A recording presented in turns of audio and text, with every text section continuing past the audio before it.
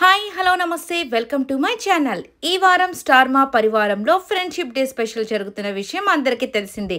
చాలా రోజుల తర్వాత చాలా కొత్త వాళ్ళతో ఈ యొక్క ఫ్రెండ్షిప్ డే స్పెషల్ అయితే చాలా స్పెషల్గా జరగబోతుంది.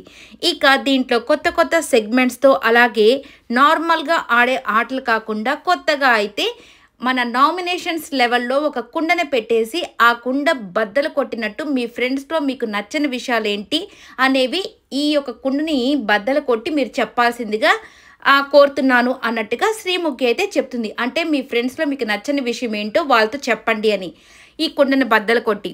ఇక మన హరి అయితే అవినాష్ కుండని అక్కడ పెట్టేసి అంటే తన ఫేస్ ఉన్న కుండని మీద పెట్టి ఇక ఏంట్రా నువ్వు వచ్చిన ప్రతి అమ్మాయిని ఫ్లోట్ చేస్తున్నావు, ప్రతి అమ్మాయితో డ్యాన్సులు వేస్తున్నావు, నీ ఎక్స్ట్రాలు తగ్గించుకొని ఫన్గా అయితే ఆ కుండని బద్దలు కొట్టేస్తాడు.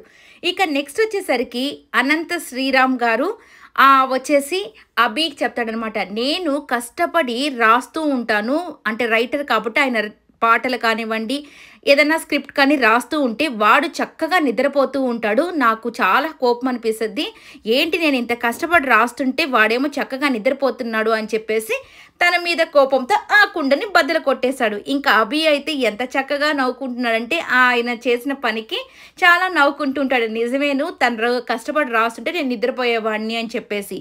ఇక వచ్చేసరికి మన యష్మి అండ్ సంయుక్త. ఇక సంయుక్తకు కూడా కొద్దిగా కోపము, అంటే యష్మి నువ్వు కొంచెం కోపం తగ్గించుకోవాలి, కోపం వచ్చినా పర్వాలేదు కానీ నువ్వు కార్ని కాల్తో కొడతావు కదా అటువంటిది మాత్రం తగ్గించుకోవాలి కొద్దిగా అని చెప్పేసి చెప్తుంది. ఇక అందరూ నవ్వుకుంటూ ఓ యష్మి కోపం వస్తే కార్ని కొడుతుందా అనే విషయం అయితే అర్థమైపోయింది.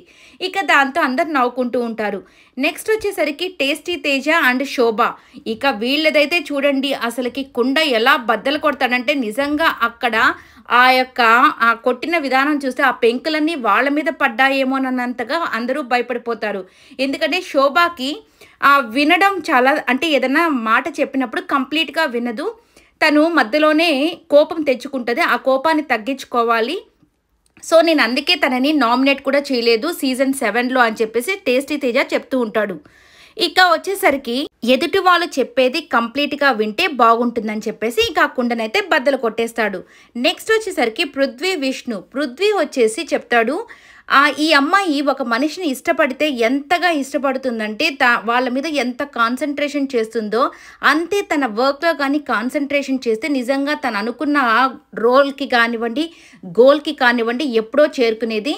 సో మనుషుల మీద పెట్టే ఇంట్రెస్ట్ ఎలా ప్రేమిస్తావో అలాగే ఎలా చూపిస్తావో అదే ఇంట్రెస్ట్ నీ కెరియర్ మీద పెడితే నిజంగా నువ్వు అనుకున్న దానికంటే మంచి హై ప్లేస్కి నువ్వు వెళ్తావు అని చెప్పేసి పృథ్వీ అయితే చెప్తాడు. ఇది మాత్రం నిజంగా నాకు కూడా అనిపించింది. ఎందుకంటే విష్ణుకి కెరియర్ మీద ఇంట్రెస్ట్ ఉంది కానీ కొన్నిసార్లు తను అంటే ఇది చాలు, ఇంతవరకు లిమిటేషన్స్ పెట్టుకొని ఇంతవరకు చాలు, తన తర్వాత కొద్దిగా ఎంజాయ్ చేద్దామని ఇలా వెళ్ళిపోతుంది. తన కెరియర్ మీద సీరియస్గా కానీ తను దృష్టి పెడితే మేబీ నెక్స్ట్ లెవెల్కి అయితే తను కూడా వెళ్ళొచ్చు, ఆపర్చునిటీస్ చాలా ఉంటాయి కాబట్టి. ఓకే, ఇక నెక్స్ట్ వచ్చేసరికి అరియానా అండ్ అమర్. వీళ్ళిద్దరు కూడా అరియానాని చాలామంది మోసం చేశారంట, కానీ వీడు మాత్రం నన్ను ఎప్పుడూ మోసం చేయకుండా ఈ ఇండస్ట్రీలో నాకు ఫ్రెండ్ అనేవాడు ఉన్నాడంటే వాడు అమర్ మాత్రమే అని చెప్పేసి చాలా క్లియర్గా చెప్తుంది అరియానా కొద్దిగా ఎమోషనల్ అయ్యి.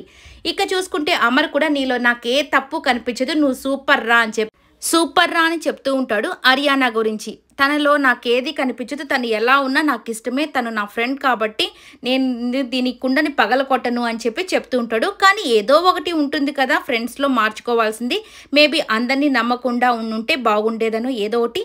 సో వీళ్ళది కూడా ఇలా డిస్కషన్ అయితే జరుగుతూ ఉంటుంది. ఈ వీడియో నచ్చినట్లయితే లైక్ చేయండి, షేర్ చేయండి, కమెంట్ చేయండి, సబ్స్క్రైబ్ చేసుకోవడం మర్చిపోకండి. Thank you so much.